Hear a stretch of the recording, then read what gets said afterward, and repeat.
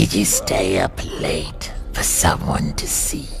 Well, you're not getting Santa, you're getting me. New year, new toys to talk about. Well, okay, not a whole lot of new toys to talk about, but enough. Because I'm Robo, this here's the rewind.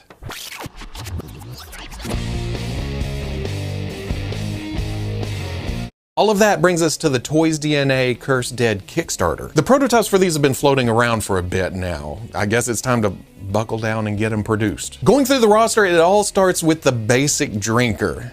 Oh, isn't that how all these adventures start, huh? This is the figure that all the other offerings are based on. And as we've established time and again, that is not a bad thing. It looks great, and knowing the crew, it'll move great. Change out the head and give it a more organic, fleshy tone, and you have a Jinn. It took me longer than I care to admit to figure out what the accessory was in the line drawing. And then, oh, Jinn, it's his magic lamp.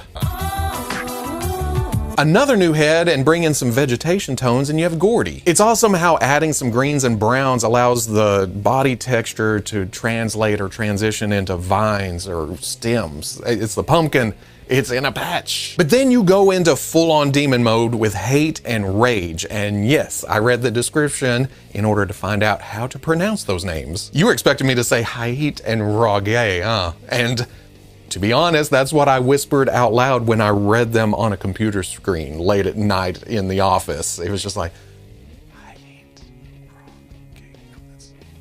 oh, it's hate and rage. The deluxes also use that same base body, but it's deluxe. It comes with more stuff, like soft goods and add-on parts to change up the appearance of each figure. As usual, that also means higher price point. Deluxe, more stuff, more production costs. Dr. Crane is probably my favorite of these concepts, not just because it's hiding the base body, but it's a familiar concept. Well, yeah, okay, vampires and Jinn and demons, sure, okay, familiar, I get it. But man, this also brings some cartoony colorfulness while still sticking within that creepy realm. Plus, this kind of takes it beyond a little bit with the full-on arm that goes over, and then the raggedness of the soft goods along with the burn marks. It brings a lot to the table.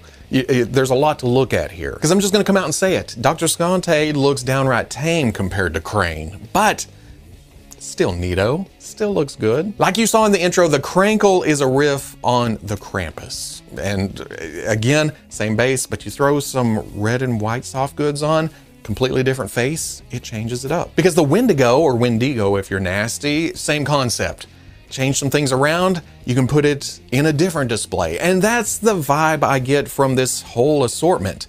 Kind of a jack of all trades wave. Yeah, there's stories attached to each of the characters if you go through the Kickstarter, but at the same time, it can be a blank slate. It's up to you. It's your world. Play in it. It's monsters. It's your displays. Put them in with your Marvel. Have them fighting Blade or Doctor Strange, Han Solo, Chewbacca, your Monster Force shelf, your Mythically, whatever you want to do.